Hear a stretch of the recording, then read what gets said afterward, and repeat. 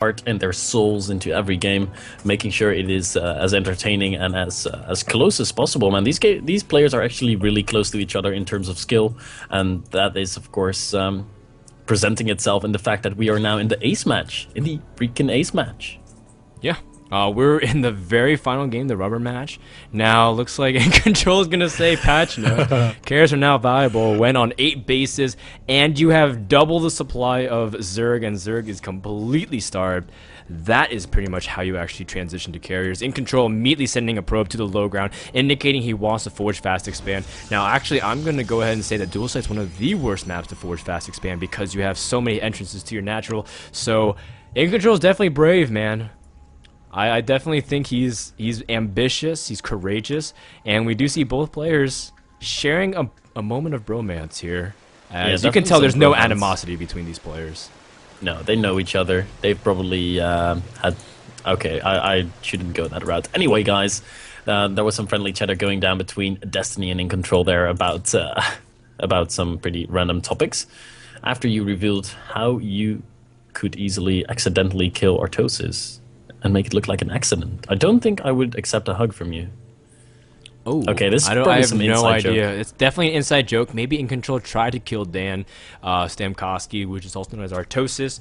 But guys, real quick as an announcement, after this game is over, that's right, for those of you who are still watching, after this game is over, we're going to have an interview with the winner of the series. So please stick around. I definitely want to, list some questions. If you want to ask a specific question, tweet at me or Lurlian so we can ask him.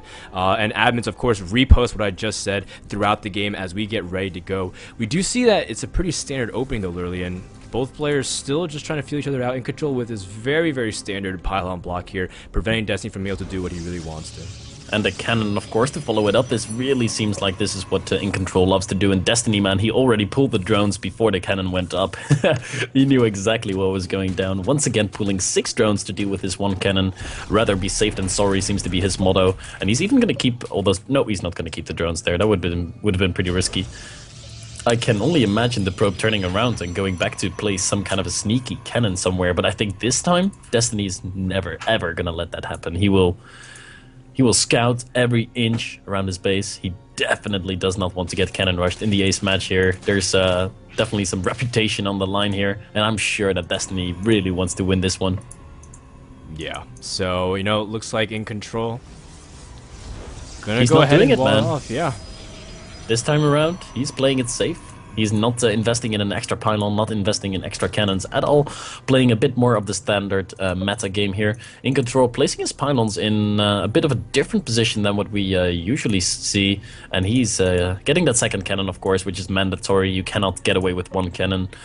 1 cannon would be the equivalent of Forge expanding without making a single cannon on any other map. So good call there by EGiNcontroL, of course, getting those 2 cannons. Very standard, like I said. EGiNcontroL scouting that base. He wants to make sure that Destiny is not going to be bailing all-inning him, as we've seen before. Yeah, so, that's definitely going to be much more comforting to know. And I think, both these players came to entertain.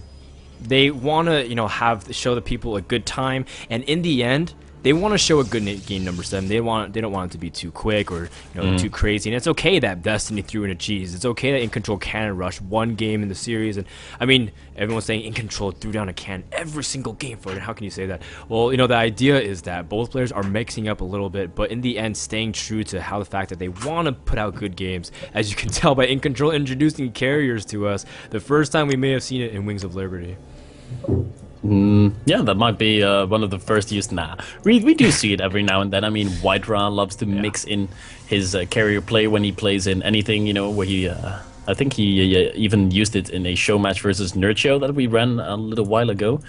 So carriers are definitely not the real typical kind of unit that you see a lot, but they're a fun unit, man. Especially when someone like Whiterah uses them. I think he's the only Protoss in the world with a lot of experience playing carrier, and he really knows the ins and the outs that other players might not think of because they've not got as much experience.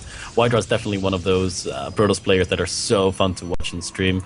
I'm disappointed he's not been streaming as much of late. Probably busy with a lot of other things. I believe he was in Taiwan or somewhere far away in the the Asian areas. Yeah, he was So in Taiwan. That's why he played in the Korean qualifiers for MLG. And I miss him. I miss him too, man. He's a good...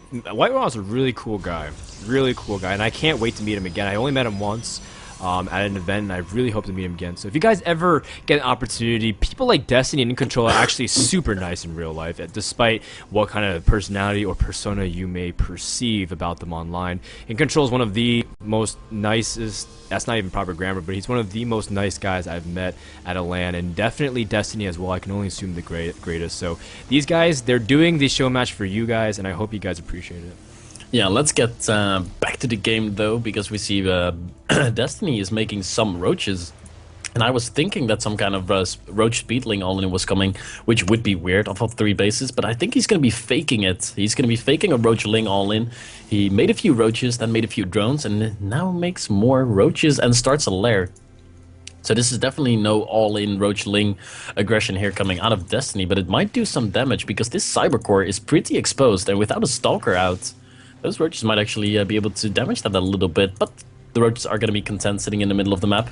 Something else I wanted to throw out there really quick, Frodan, you mentioned if anyone has any questions for EGiNcontroL or Destiny, they can tweet at us, and they can do that at either @Lurlian, which is my Twitter. What is your Twitter? Is it @Frodan? Yeah, it's just @Frodan. Get the questions ready, guys, because game number 7 will be ending soon, I hope, unless EGiNcontroL or Destiny choose to drag it out. We do see actually a really quick +2 from EGiNcontroL, and he's got 5 more gates on the way. This is actually going to line up for a blink timing if he starts blink within the next 30 seconds here, Lurlian.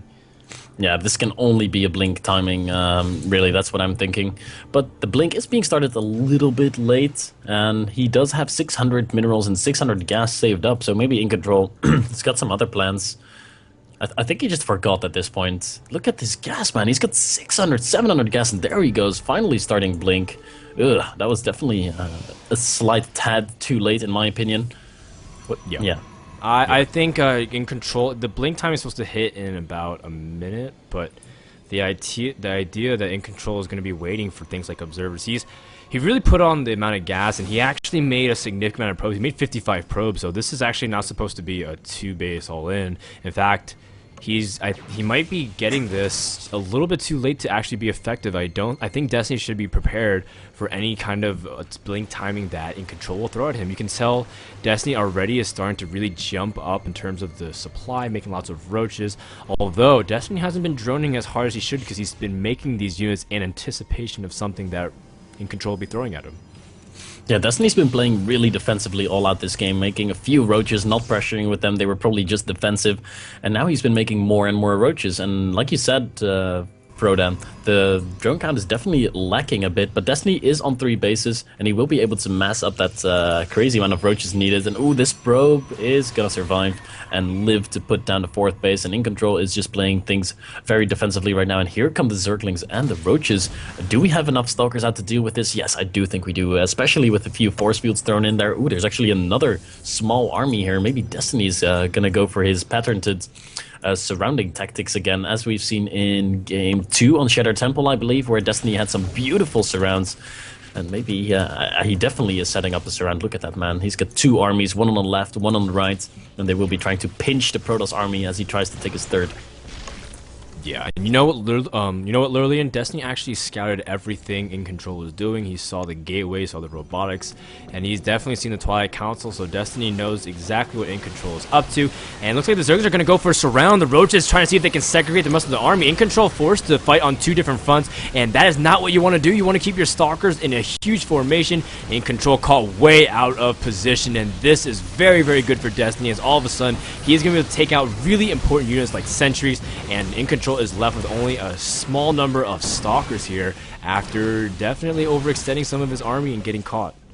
Yeah, this is exactly how you play Roachling. When you go Roachling without any tech follow-up and you rely on just pure numbers, you have to play like this. Ooh, a few Roaches now being caught. Destiny has to be careful, but that trade was so super efficient that there's not much that EGiNcontroL can do right now. He is not trying to switch his tech up at all. He's got a lot of Chrono Boost saved up. but there's just no way he's ever going to be able to take a third. It's going to be extremely difficult. We see some Zealot harassment is being warped in all across the map. Good map presence by EGiNcontroL with those pylons everywhere, but those Zealots are going to be cleaned up and only kill a few Zerglings. Good attempt by EGiNcontroL to try and get back by killing some drones. But man, not having a third base building right now and losing all those sentries. We've seen that EGiNcontroL loves to play a very heavy sentry style when he plays gateway units. He really had like 10 or 12 sentries in that army just now, and all of them getting killing his own stalker there. Ew. Slight misclick. You definitely don't want to be killing your own stalkers when you're down by 90 supply. Yeah, and EGiNcontroL playing just a little bit sloppy here, but he's going to try to see if he can defend his pylons.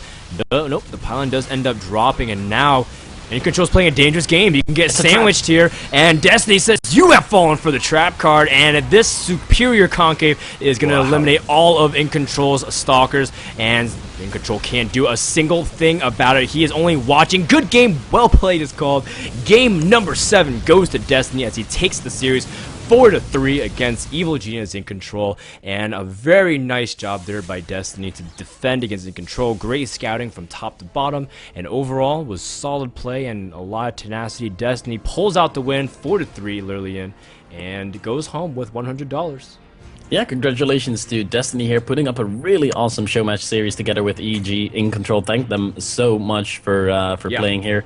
I think we might be conducting a quick interview with Destiny in just a second if he feels up for it, so definitely hang around to watch that. We are going to ask him some interesting things about strategy and about his life as well, and how he's going to be moving on with the whole streaming thing and League of Legends. How serious is he taking all those things?